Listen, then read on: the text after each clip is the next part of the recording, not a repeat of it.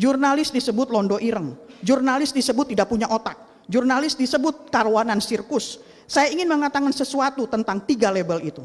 Kalau londo ireng dimaksudkan untuk mengatakan jurnalis adalah pengkhianat karena tidak mengikuti keinginan penguasa, maka saya akan mengatakan, ya, kita londo ireng. Karena kita memang tidak bekerja berdasarkan apa yang diinginkan penguasa. Kita bekerja berdasarkan fakta, berdasarkan kepentingan publik, berdasarkan kode etik.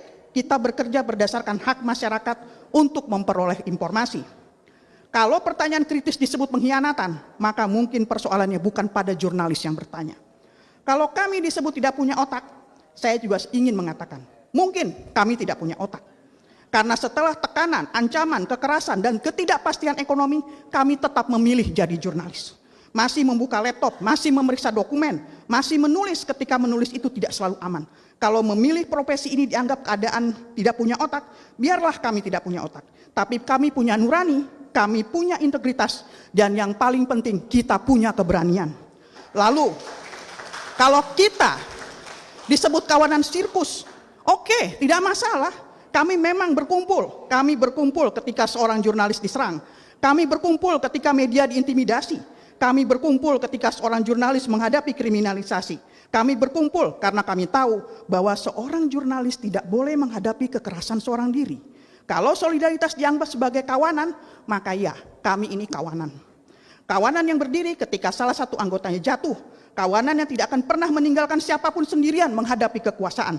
Dan saya kira justru itulah yang paling ditakuti jurnalis. Bukan karena kami kuat secara individu, tapi karena kami bisa bersatu. Kawan-kawan semua, dimanapun teman-teman berada. Teman-teman Aji, teman-teman seirama dan sebenarnya. 32 tahun Aji mengajarkan kita satu hal penting. Demokrasi tidak pernah selesai. Kita mungkin pernah berpikir bahwa setelah reformasi, kebebasan pers akan menjadi sesuatu yang permanen. Ternyata tidak.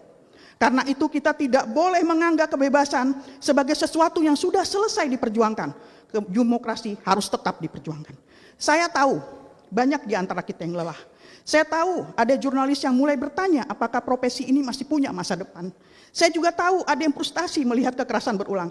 Ada yang kecewa ketika pelaku tidak dihukum. Ada yang takut, ada yang sendirian, ada yang merasa kecil hati. Tapi jangan biarkan tekanan membuat kita kehilangan keyakinan terhadap pekerjaan ini. Kita tidak harus menjadi jurnalis yang sempurna, tapi kita harus menjadi jurnalis yang berani mempertahankan prinsip. Kita tidak perlu selalu menang, terlalu harus menang. Tapi kita harus memastikan bahwa ketika kita kalah karena mempertahankan kebenaran dan etika, bukan karena menyerah oleh keadaan. Dan satu hal yang paling penting, teman-teman,